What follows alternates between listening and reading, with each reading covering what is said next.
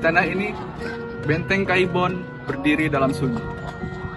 Bukan lagi istana yang megah, melainkan sisa puing-puing yang menyimpan rasa cinta, kekuasaan, dan kehilangan. Kaibon merupakan salah satu keraton yang dibangun oleh Sultan Syarifuddin untuk persembahan kepada ibunya yang bernama Ratu Aisyah.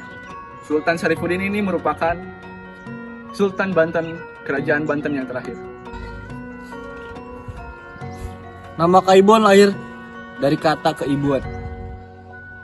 Bismillah, kemuliaan seorang ibu diabadikan lewat suatu bangunan.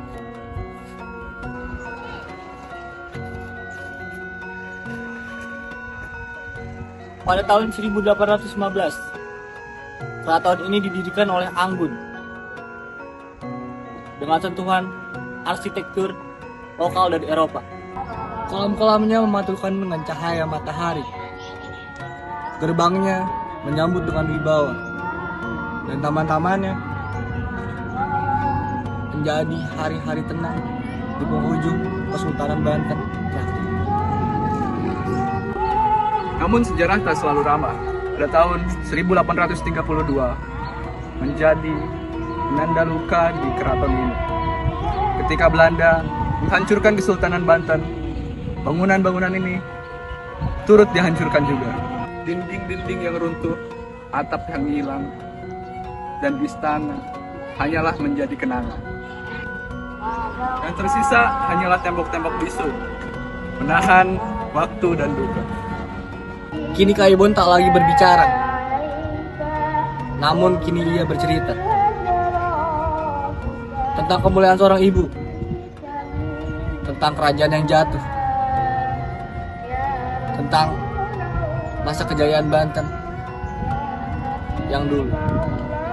Dalam diamnya, Kaibon tak hanya bercerita tentang sejarah atau kekuasaan.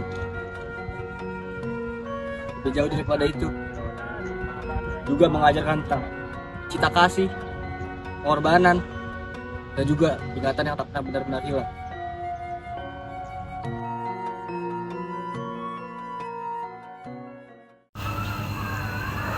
Oke, setelah kita tonton video tersebut, dari cuplikan tadi, kita bisa belajar bahwa sejarah Banten bukan hanya sekedar cerita sejarah, tapi kita bisa menceritakannya kembali lewat hal-hal yang kita pelajari dan kita amati di kebudayaan Banten tersebut, teman-teman ya. Nah, sebelumnya pada hari ini kita akan membahas, ada tahu gak kita bakal membahas apa? Oke, bener, kita bakal membahas teks narasi. Jadi sebelum kita lebih jauh mendalami apa itu teks narasi, ciri-cirinya, tujuannya, kita juga mau sekaligus melestarikan budaya yang ada di Banten, teman-teman. Tentu aja, karena melestarikan budaya adalah peran dari generasi muda, teman-teman. Jadi pentingnya itu kita melestarikan budaya, sekaligus kita mempelajari teks narasi. Nah, sebelum kita lebih jauh untuk membahas hal itu, kita mau perkenalan dulu. Saya mau perkenalkan dulu. Oke, perkenalkan, nama saya Nabil Sakif. Saya dari Universitas Sultan Agung Tirtayasa, jurusan Pendidikan Bahasa Indonesia. Oke, cekidot, langsung aja kita masuk ke pembahasannya.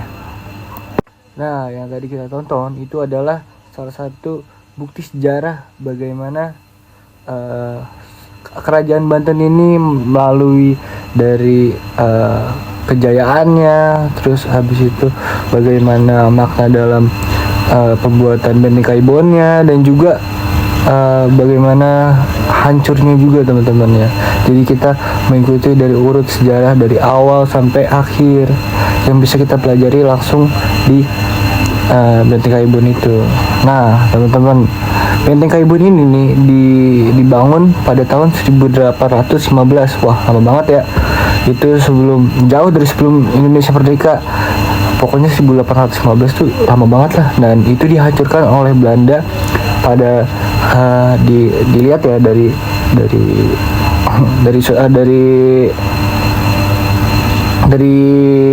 sejarahnya ya, dia tuh dihancurkan sama Belanda tuh pada tahun 1835.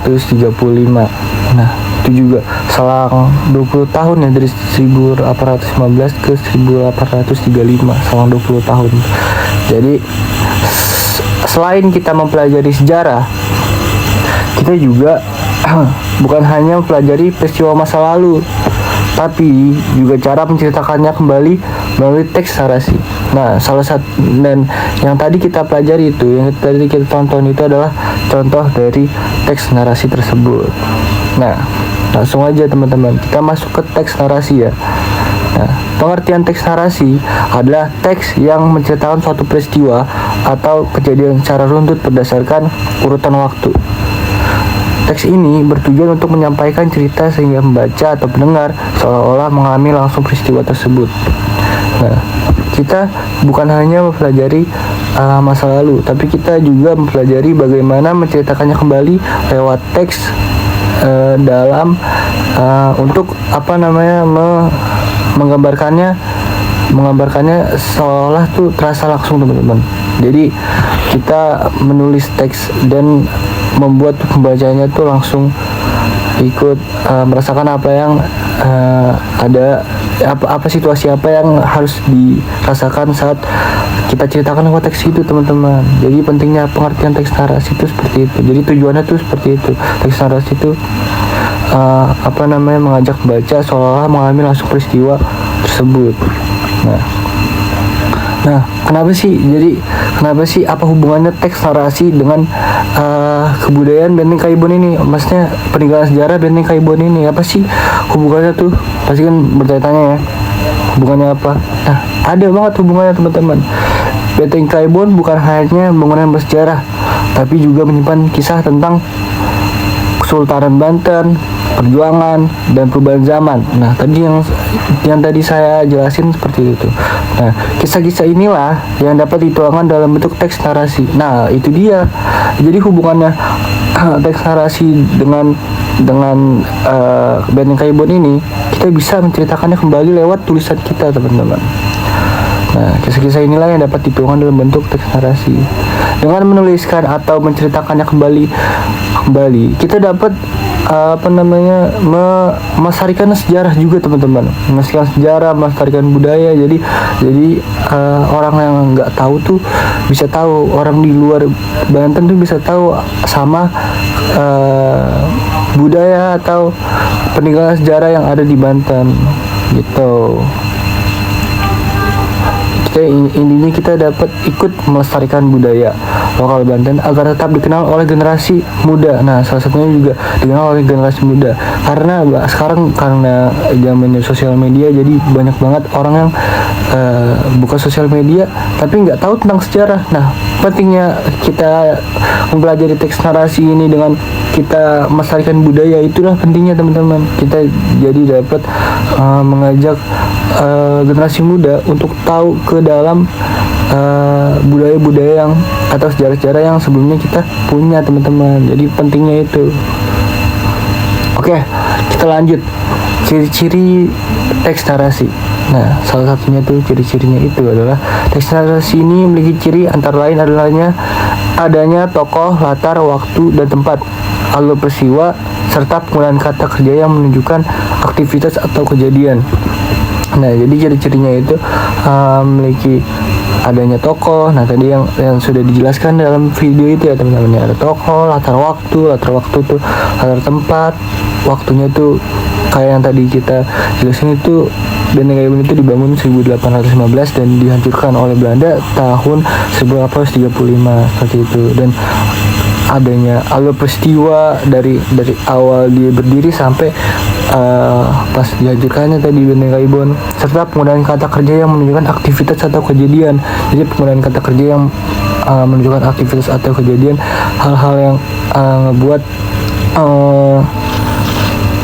jadi seolah-olah pembaca yaitu merasakan apa yang dituliskan oleh penulisnya, teman-teman. Nah, akhirnya melalui pembelajaran teks narasi ini yang dikaitkan dengan budaya lokal seperti Benteng Kaibon, kita tidak hanya belajar bahasa, tapi juga menemukan rasa cinta dan kepedulian terhadap warisan budaya daerah. Nah, lagi yang tadi saya jelasin dari awal, kita juga bukan hanya kita mempelajari bahasa, kita mempelajari teks narasi, tapi kita sekaligus melestarikan budaya, teman-teman. Itu dia pentingnya. Jadi sekian dari penjelasan saya mengenai Benteng Kaibon dengan hubungannya dengan teks narasi. Jadi seperti itu aja. Oke, tetap cinta budaya, salam lestari, salam generasi muda.